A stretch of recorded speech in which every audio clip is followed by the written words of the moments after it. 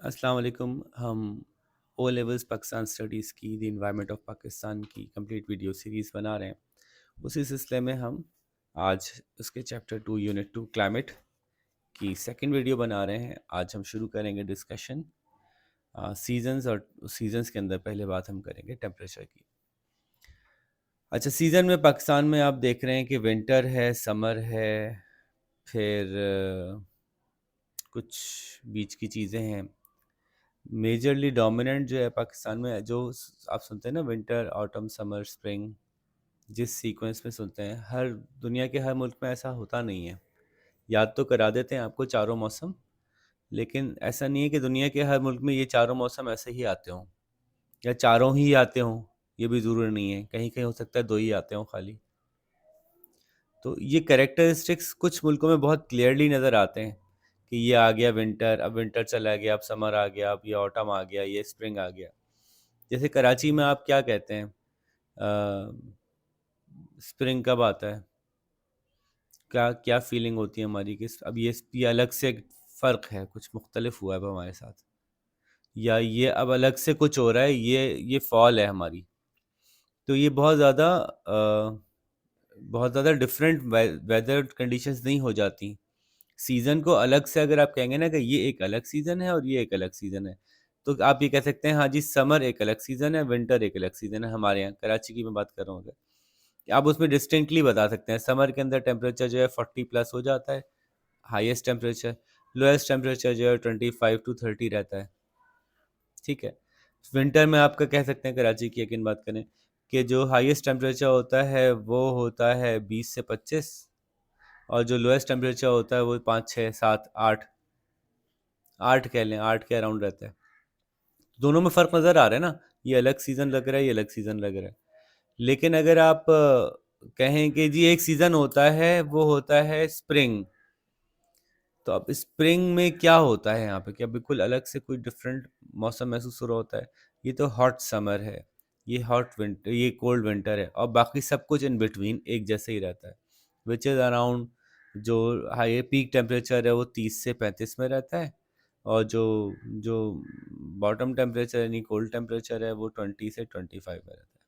ये coastal areas का style ही यही है कि ज़्यादातर टाइम पे एक जैसा मोतदिल, और जब सर्दी आएगी तो थोड़ा सा ठंडा हो गया, जब गर्मी आएगी तो थोड़ा सा गर्म हो गया। Otherwise most of the times ये अपने ओरिजिनल को वापस जाता है। तो इसी तरह से, ये तो मैं कराची की बात कर रहा था, इसी तरह से कराची में आपको विंटर, स्प्रिंग और फॉल बाकायदा अलग से देखने को नहीं मिलेगी। हाँ, लेकिन कराची में आपको एक और सीज़न मिलता है, एक और, वो है मानसून। मानसून एक अलग से मौसम है, जो हमारे इस एरिया का मौसम मौसम है।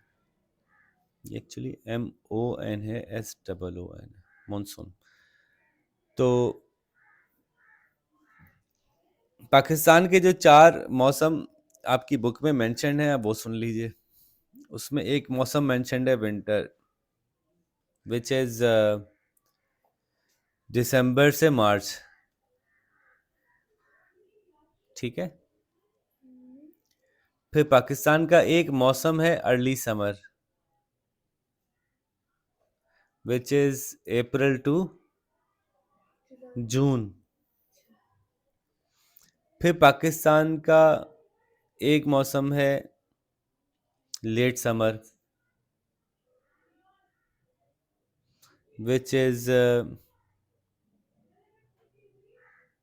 जुलाई टू सितंबर।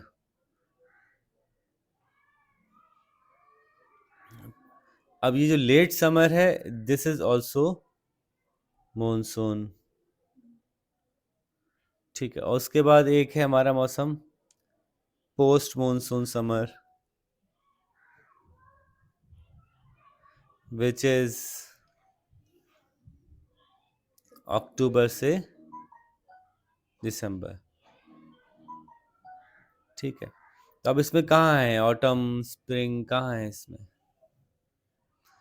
तो इस तरह का जो हम सीज़न याद करते हैं, वो एक्चुअली अगर आपको पता हो ना, बचपन में जो ये इंडिया में जब मौसम याद करवाए जाते थे, तो वो इस तरह से नाम नहीं होते थे, ये इंग्लिश नाम है जो हमने सीखे, ये उन मुल्कों में ज़्यादा अडॉप्टेड थे या ज़्यादा पॉसिबल था इनको देखना। तो हमारे यहाँ तो वो अलग ही तरह के मौसमों के नाम थे, सावन भादों और पता नहीं और क्या-क्या होता था। तो वो एक्चुअली रियल हमारे मौसमों को रिफ्लेक्ट करती थी वो लिस्ट। खैर, तो सीज़न के हवाले से जैसे मैंने कहा कि जो बुनियादी तौर पे सबसे पहले हम बात करते हैं वो टेम्परेचर्स की बात करते हैं। सीज़न का जो गेम है उसमें टेम्परेचर और रेनफॉल, ये दो मेजरली एलिमेंट्स डिस्कस होते हैं। तो टेम्परेचर हमारे यहाँ बड़ा वैरायटी टेम्परेचर की मौजूद है। क्या पाकिस्तान में कभी माइनस के टेम्परेचर मौजूद है? किसी किसी इलाके में होता है, कहीं माइनस होता है? होता है। पाकिस्तान के नॉर्दर्न एरियाज में माइनस में भी टेम्परेचर जाता है। ठीक है, हम बस सबा ने बताया होगा ना कि हम लोग जब गए थे कालाम तो -11 चल रहा था। तो माइनस में टेम्परेचर जो है वो हमारे पास मौजूद होता है, कम से कम बहुत नीचे भी मौजूद है, और ज़्यादा से ज़्यादा भी पाकिस्तान में एक ऐसी जगह मौजूद है जहाँ पे कि टेम्परेचर 50 डिग्री सेंटीग्रेड से भी ऊपर चले जाता है। ये दुनिया का, हमारे इलाके का थर्मल पोल कहलाता है। पोल होता है ना, पोल, नॉर्थ पोल और साउथ पोल। तो ये कोल्ड पोल्स हैं, सर्दी वाले पोल्स हैं, यहाँ मैक्सिमम सर्दी होती है। तो इस तरह से एक पोल होता है जिसको थर्मल पोल कहते हैं, ये महावरतन कहते हैं। कि जितना जिस तरह से सर्दी नॉर्थ पोल पे है उसके बिल्कुल उलट उतनी ही गर्मी तो एशिया में सबसे ज़्यादा गर्मियों गर्म इलाकों में से एक है, हालांकि ये इक्वेटर पे नहीं है। जैकबाबाद, जैकबाबाद हमारा इक्वेटर पे नहीं है लेकिन बहुत गर्म है। दुनिया के गर्म तरीन मुल्कों में से एक है, खासतौर पे वो मुल्क जो कि रिहाइश के काबिल है नॉर्मल सिचुएशंस में। तो आ, हमारा जो टेम्परेचर है, मैंने बताया कि पाकिस्तान के अंदर वेरीड है बहुत, 50 भी जाता है कहीं कहीं, नॉर्मली 40 तो जाता ही जाता है। गर्म इलाकों में 40 तो जाती, गर्मियों में जाता ही जाता है, कराची में जाता है 40, लाहौर में 40 जाता है, अब इन बिटवीन जितने भी मैदानी इलाके हैं सब में 40 जाता है। तो इसका मतलब एक बहुत बड़ा पोर्शन है जिसको कि आप क्लाइमेट का कौन सा जोन कह रहे थे हम, लोलैंड्स, हाँ, लोलैंड क्लाइमेट में और कोस्टल क्लाइमेट में 40 तक तो जाता ही जाता है। हाईलैंड के अंदर जो है वो -5 से भी नीचे चला जाता है। So there is a variety of temperature. अब क्यों है वेराइटी, क्या क्या रीज़न होता है टेम्परेचर के ऊपर नीचे होने की? सबसे पहला रीज़न टेम्परेचर कम और ज़्यादा होने का जो होता है वो एल्टीट्यूड होता है। एल्टीट्यूड का क्या मतलब होता है? कोई चीज़ समंदर से कितनी ऊंची है कोई जगह, जब जितनी समंदर से ऊपर होती जाती है कोई जगह, वहाँ पे एयर कंडीशनिंग का इफेक्ट होता रहता है। एयर कंडीशनिंग का इफेक्ट क्या है? एयर कंडीशनिंग का इफेक्ट ये है कि ये पहाड़ है ना और ये ज़मीन है, जितना आप नीचे आएंगे उतनी ही ज़्यादा एयर आपके ऊपर होगी। जब एयर का प्रेशर ज़्यादा होगा, जितना आप सी लेवल के करीब आ जाएंगे ना, उतनी ही ज़्यादा एयर आपके सर के ऊपर प्रेशर डाल रही होगी, उतनी एयर का वज़न होगा आपके ऊपर। एयर प्रेशर, एयर का वज़न, जब एयर का वज़न ज़्यादा होगा तो एयर निस्बतन कंप्रेस्ड होगी यहाँ पे। जब आप थोड़ा सा ऊपर जाते हैं तो यहाँ पे एयर का वज़न कम होगा। बिल्कुल ऐसा कर लेते हैं कि एक बोतल है और एक बंदे ने इसमें पानी फुल भरा हुआ है। अगर बोतल को का वज़न यहाँ से किया जाएगा तो पूरे पानी का प्रेशर इस जगह होगा ना, पूरे पानी का वज़न आएगा। अगर बोतल को आधा कर दें और यहाँ से उठाएं इस बोतल को तो आधे पानी का वज़न होगा। ऐसा ही है। इसी वजह से जब आप डाइव मारते हैं पानी में और उनके हाथ में घड़ी होती है कोई, तो घड़ी पे लिखा होता है कि कितने मीटर तक चलेगी, उसके बाद ख़राब हो जाएगी। क्यों? जब ड्राइवर यहाँ पे जाता है तो उसकी घड़ी के ऊपर इस पानी का वज़न होता है। जब वो 10 फीट नीचे चला जाता है तो इस सारे पानी का वज़न उसके हाथ पे आता है। सिर्फ हाथ पे ही नहीं, पूरे जिस्म पे आता है। और अगर वो यहाँ चला जाता है तो सिर्फ ऐसा नहीं कि सिर्फ इतना सा पानी बड़ा, बल्कि पूरा जितना पानी इसके ऊपर ऊपर मौजूद है ड्राइवर का, सबका वज़न उसके सर पे मौजूद है। तो एक टाइम आता है कि घड़ी टूट जाती है, उसका शीशा क्रैक हो जाता है। अच्छा, घड़ी का शीशा तो बाद में क्रैक होगा, बंदे की पसलियाँ क्रैक हो जाती हैं। इंसान बहुत ज़्यादा डीप नहीं जा सकता पानी में। आप कहें पानी तो है, यहाँ भी पानी है, यहाँ भी पानी है। जैसे जैसे वो पानी में नीचे जाते जाता है ऐसा लगता है जैसे किसी ने उसको जकड़ लिया है, उसको दबा रहा है उसके सीने को। उसको सांस लेने के लिए जोर लगाना पड़ता है बहुत ज़्यादा, वरना उसका सीना खुल नहीं रहा होता। सीना पिचक जाता है इंसान का जब इंसान ज़्यादा नीचे जा, क्योंकि प्रेशर है, जितना नीचे जाता जाएगा उतना ही ऊपर सारा पानी जितना भी ऊपर मौजूद है सबका प्रेशर उसके ऊपर आ रहा है। ये बात समझ में आ रही है? बिल्कुल ऐसे ही हवा में भी है कि जब आप नीचे खड़े हैं, साहिल समंदर के करीब खड़े हैं, जब तो आपके ऊपर हवा का सबसे ज़्यादा प्रेशर है। आप जैसे जैसे पहाड़ चढ़ते जाएंगे तो ये सारी हवा पे तो अब आपके ऊपर नहीं आ रही, आप तो इस हवा से ऊपर निकल गए, तब हवा का प्रेशर आपके ऊपर कम होगा। जब हवा का प्रेशर कम होता है तो हवा के मॉलिक्यूल्स थोड़ा खुले खुले हो जाते हैं, और जब प्रेशर और कम होता है तो मॉलिक्यूल और खुले खुले हो जाते हैं। तो मॉलिक्यूल्स के खुलने से उनका टेम्परेचर कम हो जाता है। यही एयर कंडीशनर्स के अंदर होता है कि पतली सी ट्यूब से, बारीक सी ट्यूब से मोटी ट्यूब की तरफ वो गैस को धक्का लगवाते हैं। जैसे ही बारीक ट्यूब से मोटी ट्यूब में मॉलिक्यूल्स जाते हैं वो खुले खुले हो जाते हैं, और खुले खुले होने से उनका टेम्परेचर कम हो जाता है। तो यहाँ का जो जो ट्यूब होती है वो ठंडी हो जाती है। इस पे से हवा मारते हैं तो आपको कमरे में ठंडक महसूस होती है। फिर ये गैस घूम के चली जाती है, पतली ट्यूब में से गुजारते हैं। पतली ट्यूब में से गुजारते हैं तो मॉलिक्यूल्स करीब करीब आ जाते हैं, उनकी काइनेटिक एनर्जी बढ़ जाती है, तो वो गर्म हो जाते हैं। तो यहाँ पे बाहर आउटर लगा होता है, यहाँ से बाहर को फैन दे के गर्म हवा बाहर निकाल देते हैं। फिर यहाँ से गुजार के आपके पास लेके आते हैं, फिर मोटी ट्यूब में गुजार देते हैं। फिर वो खुलते हैं तो उनको ठंडा ठंडा फील होता है आपको, ये ट्यूब ठंडी हो जाती है, फिर इस पर से पंखा मार के हवा अंदर देते हैं।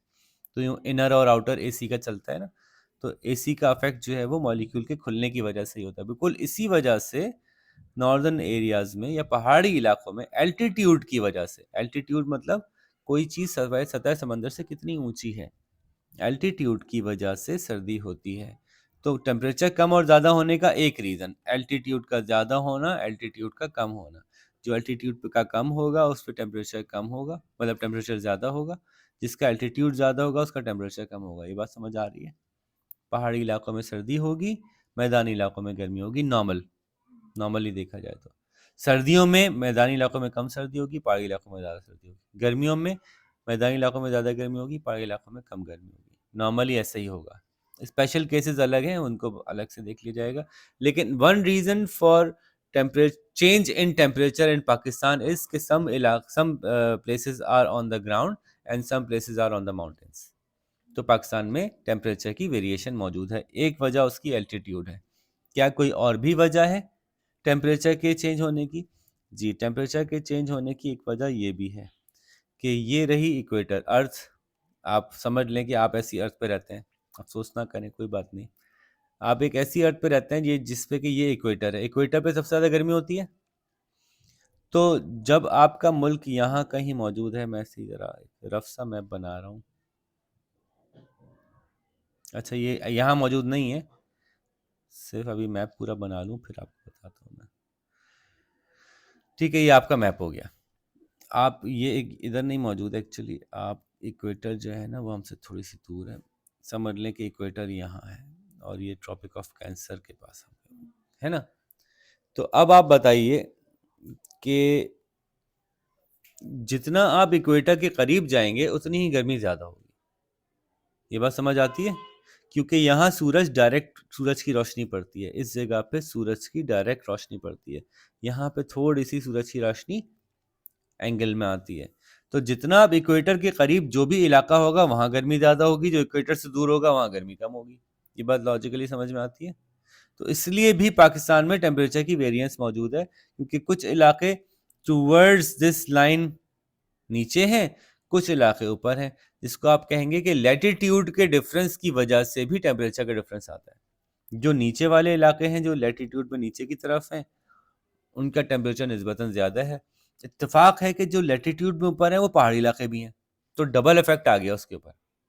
एक तो लैटिट्यूड में ऊपर जाने की वजह से यहाँ पे सूरज की डायरेक्ट रोशनी से थोड़ा सा दूर जाने की वजह से यहाँ पे गर्मी कम हुई, ऊपर से पहाड़ी भी शुरू हो गए तो उससे भी और गर्मी कम हो गई। बहरहाल, तो हमारे यहाँ टेम्परेचर के चेंज की एक वजह है एल्टीट्यूड,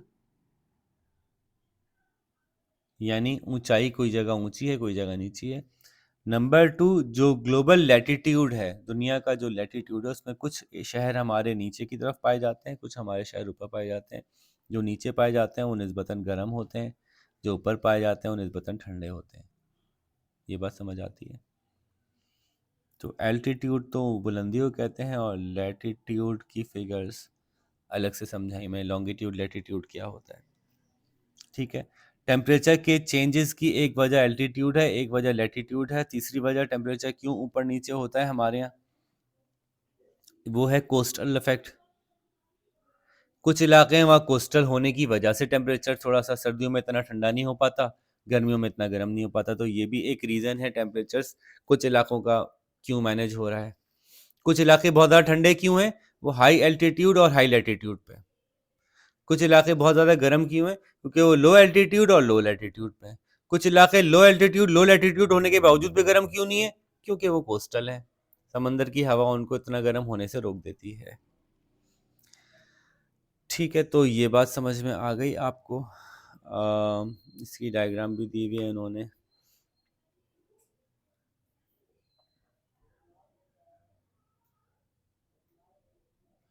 एक इन्होंने इन्फॉर्मेशन यहाँ दी हुई है जो इन्होंने क्लाइमेटिक जोन में डिस्ट्रीब्यूट किया है, हाईलैंड, लोलैंड, कोस्टल और एरिड। ये पेज नंबर 31 पे एक चार्ट मेरे पास बना हुआ है, आई डोंट नो आपके पास बना हुआ है, अलग अलग पेज नंबर हैं थोड़े से इसमें।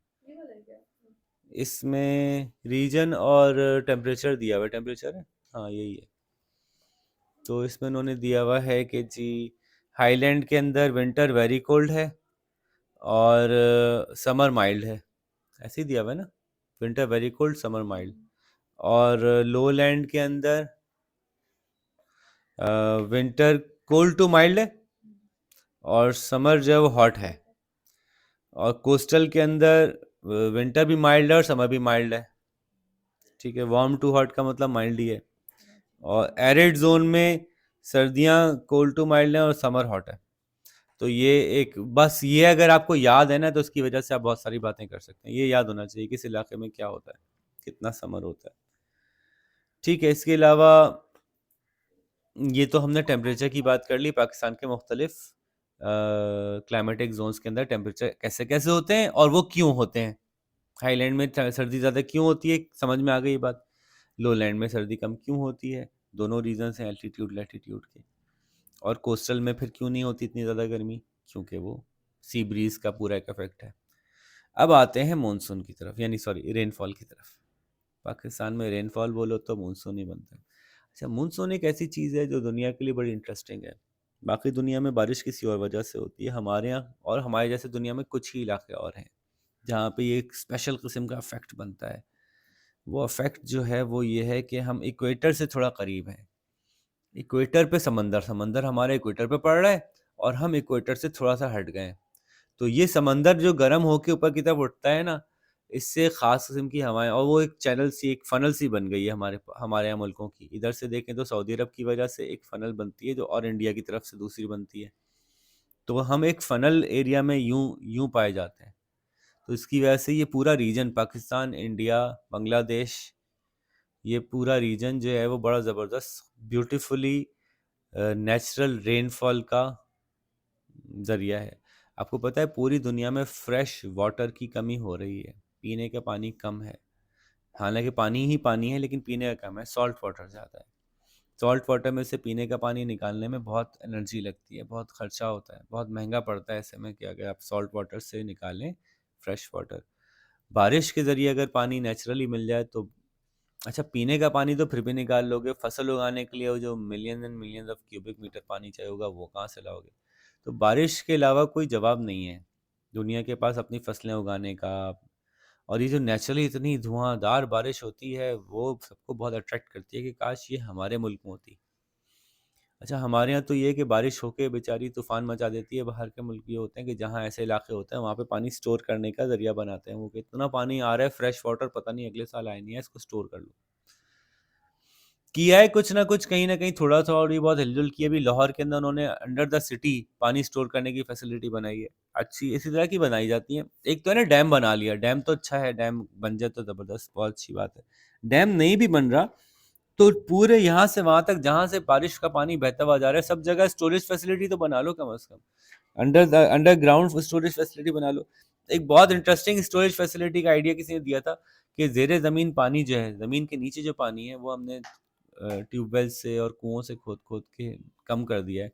बारिश का पानी उसी में वापस डाल दो कम से कम, उससे अंडरग्राउंड पानी जो है वो आपका स्टोरेज फैसिलिटी के तौर पे काम कर सकता है। खैर, तो वापस आते हैं रेनफॉल हमारे इस रीजन में किस तरह से होता है इसकी बात करते हैं, क्योंकि हम सीजन्स और क्लाइमेट की बात कर रहे हैं। तो sources of rainfall in Pakistan क्या क्या हैं? नंबर वन पे जाहिर आएगा मानसून। ठीक है, बहुत से मुल्कों में ये टॉपिक ही नहीं पढ़ाया जाएगा, मानसून कोई चीज़ ही नहीं होती उनके यहाँ।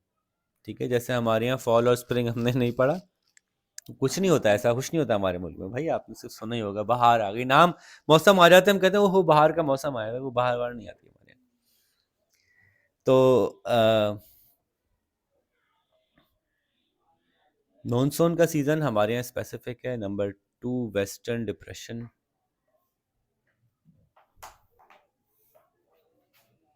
अगेन इस ये क्यों होता है मैं एक्सप्लेन करूंगा, पेपर में नहीं आएगा, लेकिन इसके पता होने से आपकी आपकी नॉलेज इस बढ़ने से क्या फ़ायदा होगा कि जवाब देने में आप कॉन्फिडेंटली कुछ बातें कह सकेंगे।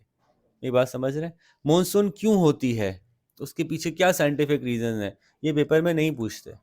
वेस्टर्न डिप्रेशन के पीछे साइंटिफिक रीजंस क्या हैं, ये पेपर में आमतौर पे नहीं पूछते, लेकिन बताते ज़रूर हैं हम। अच्छा जी, फिर कन्वेक्शनल करंट्स हैं,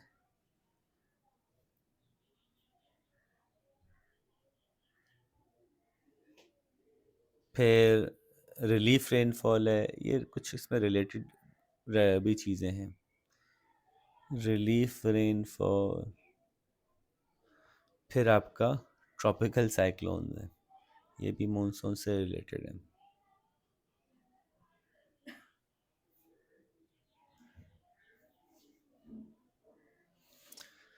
अच्छा जी, मानसून की हवाएं, एक तो मैंने आपको बताया था ना, सी ब्रीज रोज चलती है। रोज समंदर गर्म होता है, जमीन ठंडी होती है, जमीन गर्म होती है, समंदर ठंडा होता है, ये आपस में रोज खेल चलता है। लेकिन एक बड़ा सा खेल और चल रहा है, वो है जमीन के ऊपर हम जहाँ मौजूद हैं। थोड़ा मैं रफली स्केच करूँगा। ये सऊदी अरब, ये ईरान, ये पाकिस्तान, ये इंडिया, ठीक है, ये चाइना, और ये समझ लीजिए इक्वेटर। ठीक है, और इक्वेटर पे पानी ही पानी है, ये पानी ही पानी है। इक्वेटर पे सबसे ज़्यादा धूप पड़ती है, और कौन से महीनों में ज़्यादा पड़ती है? जून जुलाई।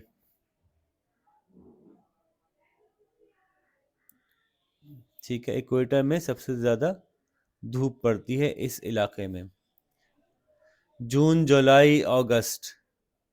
यहाँ तेज़ गर्मी पड़ रही है, पानी गर्म हो गया। अब पानी गर्म होने से क्या हो रहा है, यहाँ से हवा जो है वो ऊपर की तरफ उठ रही है, आसमान की तरफ उठ रही है गर्म होने की वजह से। ये जगह भी तो गर्म होगी, लेकिन ये इक्वेटर पे नहीं है। धूप जब पड़ रही है तो यहाँ धूप ज्यादा पड़ रही है बनिस्बत इसके। तो जब ये जगह ज्यादा गर्म है, यहाँ से हवा ऊपर उठ रही है, तो वो हवा को फिल करने के लिए बाकी हवा कहाँ से आएगी? एक है ना, एक हवा का प्रेशर मेंटेन रहता है ना, अगर यहाँ से हवा निकालोगे तो इस हवा को फिल करने के लिए बाकी जगहों से हवा पहुंचेगी यहाँ पे, अपने आप को पूरा रखने के लिए। तो ये एयर फ्लो बन जाएगा। देखें आपके डायग्राम में भी, किताब में भी बना हुआ है।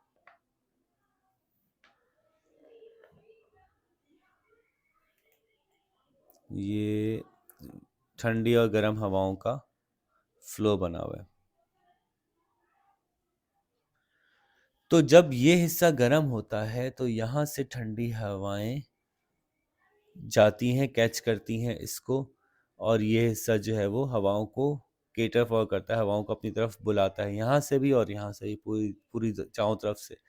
इसकी वजह से गोल गोल गोल गोल हवाएं बाज़ औक़ात घूमने लगती हैं, और ये क्या बनता है, ये ट्रॉपिकल साइक्लोन्स बनना शुरू हो जाते हैं। अगर ये साइक्लोन नहीं बने, साइक्लोन समझते हैं, समंदरी तूफान बनना शुरू हो जाते हैं। समंदरी तूफान अपने गिर्द हवाओं के साथ साथ बेतहाशा बादल और पानी लेके चलते हैं। तो ये जहाँ से गुजरते हैं, जहाँ जहाँ से गुजरते जाते हैं, और ये कोस्टल एरिया से गुजरते हैं, ये इंडिया का पूरा साहिल टकराते हैं, बांग्लादेश से टकराते हैं, पाकिस्तान के इलाकों से बरसाते हुए इधर उधर टकराते हुए निकल जाते हैं। तो ज़्यादा ज़ूम इसका जो है ना वो इस जगह पे है, ये ज़ूम की जगह है। तो एक तो ट्रॉपिकल साइक्लोन्स यहाँ पे हिट करते हैं इन्हीं दिनों में, क्योंकि तेज़ी से हवाएं यहाँ से आती हैं, तेज़ी से हवाएं ऊपर उड़ती हैं, तो गोल गोल हवाएं घूमने लगती हैं, जिसकी वजह से तूफान आता है। और यही यही एक्टिविटी जो है वो उसका बायस बनती है, मॉनसून का बायस बनती है, कि हवाओं का जो मूवमेंट है ऊपर से नीचे, और फिर जब ये समंदर ठंडा होता है और ज़मीन पूरी गर्म हुई हुई होती है उस वक्त समंदर के मुकाबले में, तो फिर ये बहुत सारी हवाएं एकदम से बहुत तेजी से चलती हैं। यानी this is not only now about this small coast की जिस पे यूं यूं हवाएं जा रही हैं। तो एक है ना कि एक कोस्ट है जिसकी कोस्टल हमने क्लाइमेट बताई, तो अगर मैं कहूँ कि एक शहर की कोस्ट की क्लाइमेट ऐसी है, हवाएं यहाँ से यूं आती हैं, हवाएं यहाँ से यूं जाती हैं। मॉनसून में बात कर रहे हैं तो हम कह रहे हैं पूरा सब कॉन्टिनेंट है जिस पे पूरी पूरी हवाएं इतनी सारी जा रही हैं और इतनी सारी आ रही हैं। मैग्नीट्यूड का बहुत फर्क है। लॉजिक वही है कि जो कोस्टल हवाओं की लॉजिक थी कि पानी ठंडा होगा तो समंदर की तरफ से पानी की हवाएं जो है वो ज़मीन की तरफ जाएंगी, ज़मीन ठंडी होगी तो ज़मीन की तरफ से समंदर की तरफ हवाएं जाएंगी, वही रीज़न है। लेकिन कहाँ यूँ समझिए कि कोस्ट जो है, कोस्टल जो क्लाइमेट है, वो बहुत छोटे पैमाने पे होता है, और मॉनसून पूरे कॉन्टिनेंटल पैमाने पे, बहुत बड़े पैमाने पे हवाएं हिल रही जल रही हैं। बात समझ में आ रही है? जैसे कि एक छोटा सा बच्चा अपनी उंगली हिलाए, ये कोस्टल है, और कोई बड़ा सा पहलवान पूरा का पूरा अपना हाथ हिला दे तो वो पूरा मॉनसून हो गया। ठीक है जी। So this is majorly active in summer season, चूंकि उसमें जो है वो हीट एक्सचेंज ज़्यादा हो रहा होता है, और इसी हवाले से हम थोड़ा सा इसको रीड करके देखते हैं कि अब ये क्या फरमा रहे हैं। तो मानसून की हवाएं दो दफ़ा साल में चलती हैं, एक दफ़ा नीचे से ऊपर की तरफ गर्मियों में, एक दफ़ा ऊपर से नीचे की तरफ सर्दियों में। नीचे से ऊपर जाती हैं तो कोस्टल से होती हुई जाती हैं, बारिश बरसाती हुई जाती हैं। ऊपर से नीचे आती हैं तो बादल ऑलरेडी बारिश बरसा चुके होते हैं, तो कोस्टल तक आते आते बारिश नहीं बरसती। दूसरी तरफ हमारे यहाँ जो ट्रॉपिकल साइक्लोन बनते हैं, ये मैंने साथ के साथ ही डिस्कस कर लिया कि ये जो गर्मी की वजह से ये जो हमारा एरिया है, जो इक्वेटर पे मौजूद समंदर है, इसमें जो तूफान बनते हैं वो भी हमारे यहाँ बारिश बरसाने का बहुत बाइस बनते हैं। लेकिन हमारे एग्जैक्टली शहर में इसकी वजह से कम बारिश बरसती है, आसपास के मुल्कों में ज़्यादा बरस जाती है। जैसे कि आपको पता है कि बांग्लादेश बिल्कुल ऐसा है, वो रिसीविंग, जैसे वो विकेट कीपर नहीं खड़ा होता, वो विकेट कीपर की तरह खड़ा हुआ है, बांग्लादेश और नीचे का इंडिया का बंगाल। तो यहाँ पे तो टकराता ही टकराता है, तूफान जब आता है यहाँ पे टकराते टकरा, और इनकी जो नोक निकली हुई है ये हमें बचा रही होती है। हमेशा हम समंदर की तूफान से बच जाते हैं, और जो तूफान इनके हाथ से कैच ड्रॉप होता है वो हमसे छुट के आगे चाबहार की तरफ निकलता है, वो ईरान से टकरा रहा होता है जाके। तो समहाउ हमारे पास जो ये एक सी सा बना हुआ है, सी या यू कह लें, यू शेप बना हुआ है, वो हमें बार बार तूफानों से बचा रहा होता है। ठीक है, तो ट्रॉपिकल साइक्लोन्स भी बारिश का बायस बनते हैं, और उस वो सिमिलर रीजंस में मॉनसून भी होती है। तो दूसरी लेकिन एक डिफरेंट चीज़ है, वो है वेस्टर्न डिप्रेशन।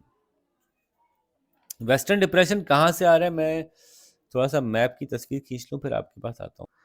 देखिए जी, Google Earth, tropic of cancer, ये रही, और पाकिस्तान ये रहा।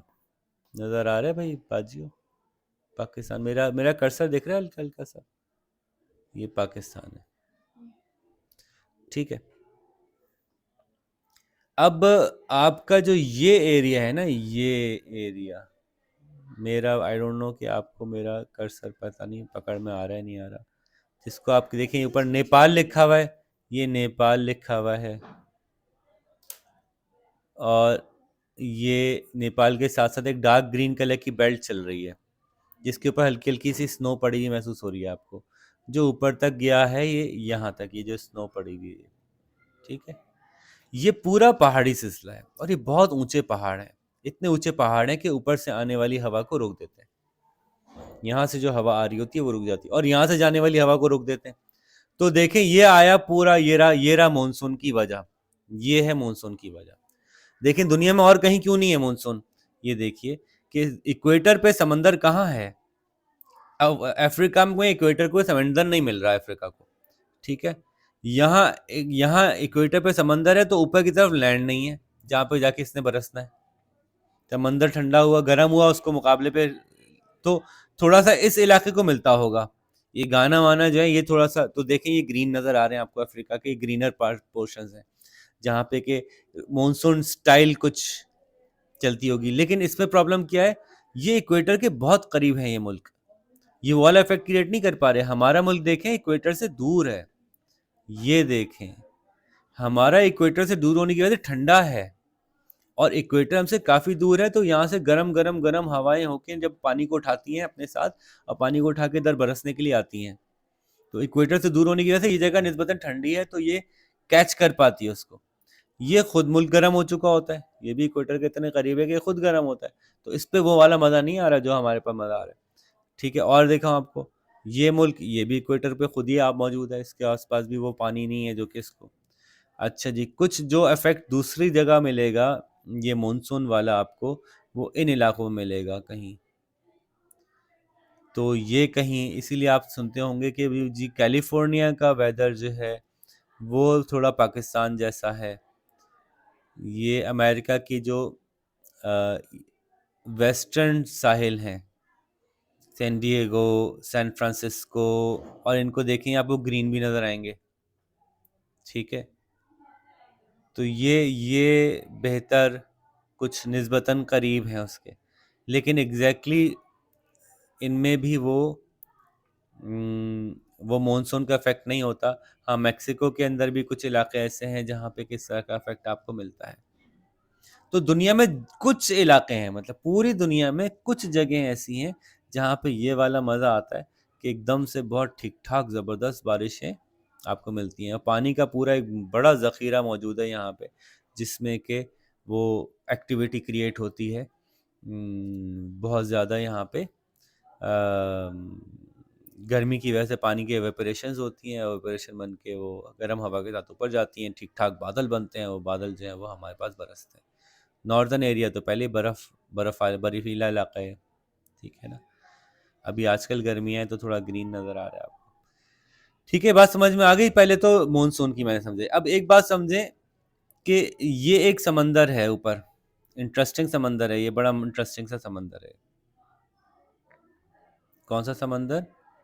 उल्टा ही हो रहा है, जूम इन कर रहे हैं तो जूम आउट हो रहा है। ये एक समंदर है, और ये जो इलाका है मेडिटेरेनियन इलाका है, यहाँ पे से भी एवेपोरेशन होती है और हवाएं चलती हैं, लेकिन ये हवाएं जब चलती हैं तो नॉर्थ से तो दाखिल नहीं हो पाती हमारे मुल्क में। क्यों नहीं दाखिल हो पाती नॉर्थ से कोई भी हवा हमारे मुल्क में? क्योंकि नॉर्थ पे बहुत ऊंचे ऊंचे पहाड़ हैं, तो जब ऊपर से आने वाली कोई हवा हमारे मुल्क के नॉर्थ में दाखिल नहीं हो पाती। अब वापस मैप पे चलते हैं ताकि मैं थोड़ा एरोज से दिखा सकूं आपको जी। तो नॉर्थ से तो ये हवाएं दाखिल नहीं हो पाती, इन हवाओं को घूम के और यहाँ से घूम के वेस्ट से मौका मिल जाता है हमारे मुल्क में घुसने का, ठीक है। तो जो वेस्ट से ये हवाएं घुसती हैं, वो कब क्यों घुसती हैं? क्योंकि ये गर्म हो रहा होता है। अब अगर वापस मैप पे जाएं तो इस इलाके के मुकाबले में ये वाला जो इलाका है, इस समंदर के साथ जो लगा हुआ इलाका है, इस इलाके के मुकाबले में ये गर्म है क्योंकि इक्वेटर के करीब है। ये इलाका इक्वेटर से दूर है, ये इलाका इक्वेटर से करीब है। आप देख लें अजरबैजान, उज्बेकिस्तान, तुर्कमानिस्तान के मुकाबले में हम इक्वेटर से करीब हैं, तो हम निस्बतन गर्म होते हैं उनके मुकाबले में। हम गर्म होते हैं तो हमारे पास जो गर्म हवा है ऊपर हवा में उड़ती है और ऊपर उठती है, वो ऊपर उठती है तो उस हवा को फिल करने के लिए इधर से हवा घुसती है वेस्ट से, ठीक है। वापस मैप पे चलते हैं अपने वाले। तो ये भी एक वजह बनती है, यहाँ से हवा ऊपर उठती है गर्म होने की वजह से, यहाँ से भी उठती है, तो पाकिस्तान ही नहीं है, पाकिस्तान के बराबर में और भी जो जगह है वहाँ से भी उठती है, तो इधर से हवा इनवाइट होती है जो वहाँ से वहाँ की नमी लेके यहाँ घुसती है। वहाँ नमी कहाँ से आ रही है? वहाँ मेडिटेरेनियन सी से आ रही है, इतनी दूर से, इतनी दूर से आप पानी लेके आते हैं। तो कभी कभी हम यूरोप के पानी में नहाते हैं, गोरा गोरा महसूस करते हैं अपने आप को, ठीक है, मेडिटेरेनियन सी से पानी निकल के आता है जो आमतौर पे यहाँ पे वेस्टर्न डिप्रेशन की वजह से बारिश होती है। अच्छा, वो भी बारिश आपको कराची में नहीं मिलती, वो ये यहीं ख़त्म होती है, यही एरिया रेंज है आपकी, अपर पंजाब। ठीक है। अच्छा, कोयटा वगैरह में भी उसकी वजह से बरसात हो जाती है, आपको पानी जो मिल जाता है यहाँ पे। So this is another reason for rainfall in Pakistan. There are majorly three reasons. एक रीज़न मैंने आपको बताया मानसून, दूसरा रीज़न बताया मैंने वेस्टर्न डिप्रेशन। वेस्टर्न डिप्रेशन किसे कहते हैं कि वेस्ट की तरफ से जब बारिश आती है हमारी तरफ, बिकॉज़ हमारे यहाँ जो है वो लो प्रेशर हो जाता है हवा के ऊपर उठने की वजह से, वो वहाँ से अट्रैक्ट करता है हवाओं को, जिसकी वजह से वो हवाएं नमी लेके हमारे यहाँ घुसती हैं और उसकी वजह से बारिश हो जाती है। ठीक है। So this is one another reason for rainfall in Pakistan. पहाड़ी इलाकों में बारिश की एक वजह कन्वेक्शनल करंट्स भी होते हैं।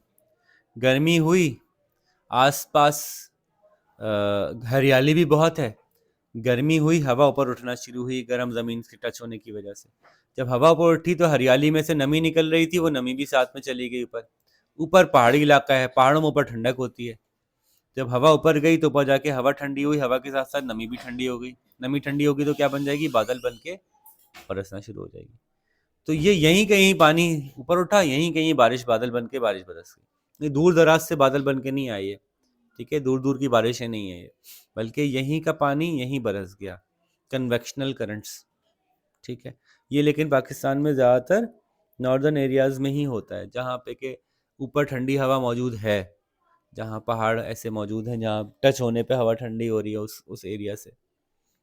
ठीक है, तो कन्वेक्शनल करंट्स हमने डिस्कस कर लिए।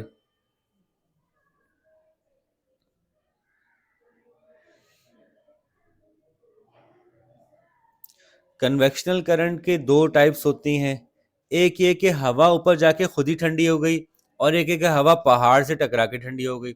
पहाड़ भी तो ठंडा था ना ऊपर, अगर वो पहाड़ से टकरा के ठंडी हो गई तो उसको रिलीफ रेनफॉल कहते हैं। अगर खुद ही ऊपर गई और हाइट की वजह से ठंडी होकर नीचे आ गया पानी, तो उसको कन्वेक्शनल करंट कहते हैं। साइकिल ऑलमोस्ट एक जैसी है इनकी। तो यूं हमने पाकिस्तान में रेनफॉल की मुख्तलिफ वजूहात समझी। अब एक बात ये बताइए कि पाकिस्तान में जो रेनफॉल है वो कितना कंसिस्टेंट है, कितना इफेक्टिव है। अब इन तमाम बातों की जो कल्मिनेशन है, जो अंजाम है, वो है topic effectiveness, reliability of rainfall. बात समझ में आ रही है ना अभी मैं क्या कहना चाहता हूँ। पाकिस्तान में बारिश होती है, किन किन वजूहात पे होती है, वजूहात बता दी मैंने। ये बारिश कितनी, इस पे हम कितना रिलाय कर सकते हैं। हाँ भाई, लाजमन हर साल बारिश होगी ही होगी, पानी मिलेगा ही मिलेगा, खूब खूब जी भर के पानी इस्तेमाल करो, क्या ऐसा है या ऐसा नहीं है। तो जिस मुल्क में पानी की अवेलेबिलिटी रिलायबल होती है, वो रिलायबली फसलें उगाते हैं, उनको पता है हर साल पानी आना है, हर साल फसल होगी, वो रिलायबली अपनी ज़िंदगी गुजारते हैं। कभी इतनी बारिश हो जाएगी कि सब बहा के ले जाएगी, कभी इतनी बारिश होगी कि वो पीने को पानी नहीं मिलेगा। तो ये जो इफेक्टिवनेस ऑफ रेनफॉल है, इस टॉपिक के अंदर जो हम असल में ज्योग्राफी यहाँ से शुरू होगी कि कभी ज़्यादा और कभी कम जब बारिश होती है उससे क्या मसाइल होते हैं, और फिर उन मसाइल का क्या हल है, आपका क्या ख्याल है, क्या हमारे मुल्क में डैम होने चाहिए, नहीं होने चाहिए, ये सारी बहस उसके बाद शुरू होगी जब हम इफेक्टिवनेस ऑफ रेनफॉल पे बात करेंगे। बारिश क्यों होती है, इस पे सवाल कम आएंगे, बारिश का किस तरह से हमें फ़ायदा होता है ये। तो पाकिस्तान की बारिश का सबसे बड़ा मसला क्या है कि अनप्रडिक्टेबल है। ठीक है, ख़ास तौर पे रीज़न क्या है, ख़ास तौर पे heavily dependent upon monsoon. Monsoon खुद बहुत अनप्रडिक्टेबल है, जिसकी वजह से पूरा का पूरा हमारा रेंज का जो सिस्टम है वो अनप्रडिक्टेबल बन जाता है। ठीक है। अब अनप्रडिक्टेबिलिटी किन किन मामलों में है, किस वक्त होगी ये नहीं पता, कितनी होगी ये भी नहीं पता, होगी नहीं होगी ये भी नहीं पता। ठीक है, इन्होंने लिखा है ना, अमाउंट, टाइमिंग एंड डिस्ट्रीब्यूशन, कहाँ कहाँ होगी ये भी नहीं पता, इस दफ़ा यहाँ होगी, इस दफ़ा यहाँ नहीं होगी। तीनों मामलों में जब अनप्रेडिक्टेबल हो गई तो फिर इसीलिए हमारे मुल्क में जो लोगों ने फैसला किया था कि हम अपनी फसलें बारिश पर डिपेंडेंट नहीं कर सकते, हमें अपनी फसलों के लिए पानी अलग से लाना पड़ेगा। तो दुनिया का सबसे बड़ा कैनाल सिस्टम हमने बनाया, पानी पहुंचाने का इंतज़ाम नहरों के ज़रिए से, आर्टिफिशियल नहरें बनाई। असल में ना ये नहरें थी ना दरिया यहाँ तक आता था, हमने डैम बना के नहरें पहुंचा दी सब जगह। ठीक है, तो हमारी जो रेनफॉल की इफ़ेक्टिवनेस है वो पहली बात अनप्रेडिक्टेबल है और इनसफिशेंट है। या तो और फ्लडेड है, या तो इनसफिशेंट है या फ्लडेड है। इस वजह से हमारे मुल्क में बहुत सारे इश्यूज़ हैं जिन पे कि हम बात करेंगे। कुछ इलाके ऐसे हैं पाकिस्तान के, कुछ ही इलाके ऐसे हैं जो बारानी इलाके हैं। बारानी का क्या मतलब होता है? जिन इलाकों की फसलें बारिश के बाइस तैयार की जाती हैं, बारिश की मदद से तैयार की जाती हैं। इसका मतलब है कि वहाँ फसलें बारिश से तभी तैयार करते होंगे जब साल के साल वहाँ पे उनको पता है कि रिलायबल ही बारिश होती है। हाँ भाई, महीना आ गया बारिश का, देखो घड़ी देख लो कि बारिश होने वाली होगी, वो बारिश हो गई। चलो ये बारिश का महीना चला गया, अब बारिश नहीं होगी, इत्मीनान से काम कर लो, बारिश नहीं होगी। तो ऐसे कम इलाके हैं पाकिस्तान में जहाँ बारानी फसलें होती हैं, जिनको कि बाकायदा बारिश की मदद से पानी दिया जाता है। उनको पता है बारिश, अगर बारिश नहीं आई तो पानी नहीं दे सकेंगे उन फसलों को। ठीक है, तो ये कौन सी इलाका है? ये हमारा वही पोटोहार प्लेटू है, जहाँ पे कि बारानी कुछ फसलें मौजूद हैं। वहाँ पे क्यों बारिश प्रिडिक्टेबल निस्बतन हो जाती है? वही जो कन्वेक्शनल करंट्स है ना, बारिश पानी टकरा हवा टकराती है पहाड़ों से, पहाड़ों की जड़ में पड़ा हुआ है पोटोहार प्लेटू प्लेटू। उसकी वजह से यहाँ पे बारिश थोड़ी सी प्रिडिक्टेबल हो जाती है, अदरवाइज पाकिस्तान में कहीं भी बारिश प्रिडिक्टेबल नहीं है। जिसकी वजह से जो इफ़ेक्ट्स हैं वो क्या हो रहे हैं, ये हम नेक्स्ट क्लास में देखेंगे कि ये रेनफॉल की प्रेडिक्टेबल ना होने से और क्लाइमेट के जो दूसरे इश्यूज क्रिएट होते हैं इसकी वजह से, वो हमारे ऊपर क्या इफ़ेक्ट डाल रहे हैं, हमारे लोगों की लाइफस्टाइल के ऊपर क्या इफ़ेक्ट डालते हैं, नॉर्दर्न एरियाज़ के लोगों की लाइफस्टाइल क्या है, क्लाइमेट की वजह से क्या उसके ऊपर असरअंदाज चीज़ें होती हैं। ये इंशाल्लाह नेक्स्ट क्लास में पढ़ते हैं। तब तक अपना ख्याल रखिएगा। अल्लाह हाफ़िज़।